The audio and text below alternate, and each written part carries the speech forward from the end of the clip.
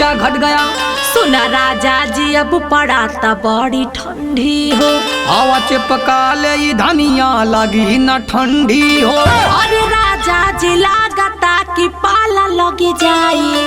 हवा रगड़ दे भीतर ही ले आग जगी जाई। असो के ठंडी में कैसे के रहल जाई हो। चला ये रानी तुहे बेड पे गरमाई हो। अरे राजा जी बस रजाई गोला दाना। पैसा कमैया धनिया जी दे अपन हटा दाना।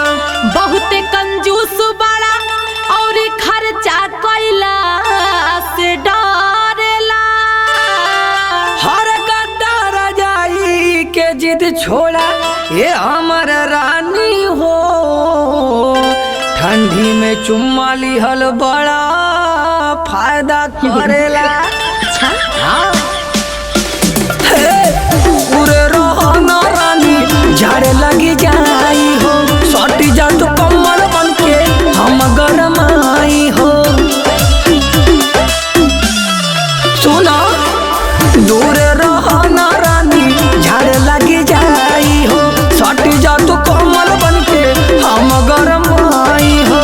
सटक बात खाली पेरी पेरी करेला। सटक बात खाली पेरी पेरी करेला। छोड़ा काहे के हमार कमर तू धरेला।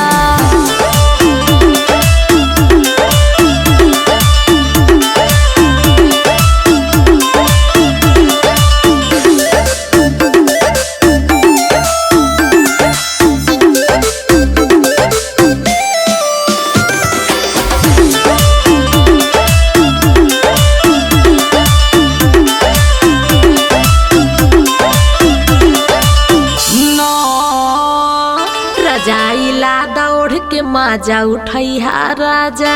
छोड़ा रजाइया सट के तुले ला माजा। सटे के बात तो हमसे कहिया जनी दोबारा हो। बदमाना करे जा लागी जाई जाड़ा हो। बाकी जल्दी से रजाई के तू जुगाड़ करा। बनल मूड रानी फिर से ना बेकार करा। भौजी समझौले रहे जाड़ में न लड़ी हाथ। आज से जवान कहब तवन काम करी तू।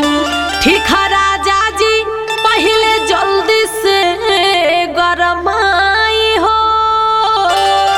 हवरनिया तब चला चदरा में मिल के गदरा दी मचाई हो। का हाँ छोड़ा हाई चदरा तुए हो मोरी रानी हो। हवा यही में तो के कदी पानी पानी हो।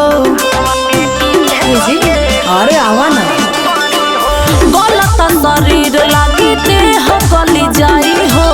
सुनाए राजा मजा कैसे भेटाई हो। जी सुनी ना बोला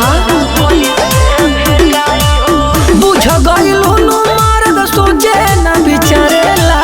बुझ गइलो नु मर्द सोचे न बिचारेला।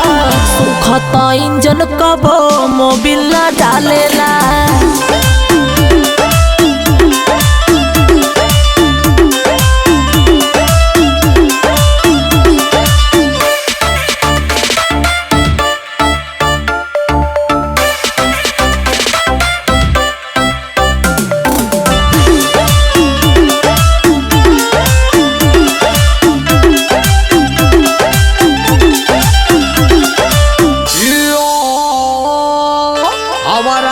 चपक के सेल्फी गोले लाहो। छोड़ा राजा जी हो गइल बा काम के बेरा हो। चपक के सूता छोड़ा आज काम धंधा हो। हाँ तो हम जात हई बैठ के दातू अंडा हो। लगी जाई जाड़ा तो दोबारा हमके मत कहिया। हाँ तो आज से सटे हमारे लगे तू मती अइहा। छोड़ा गुस्सा करे जब मछली बनावा जल्दी। घरे में नून न तेल न हल्दी।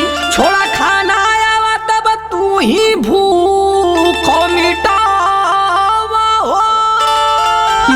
और राजा जी तनी कंट्रोल करा। इतना न मन बढ़ावा हो। का? हाँ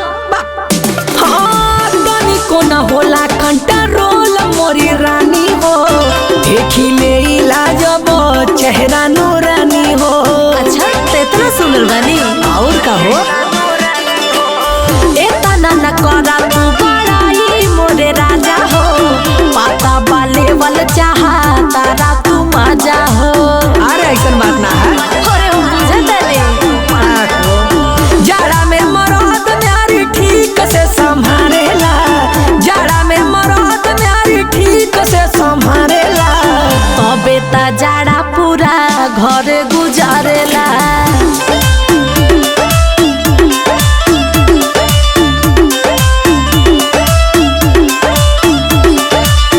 अरे तब पगली तोरिया भलाई खातिर न रुकिला। तब ठीक है।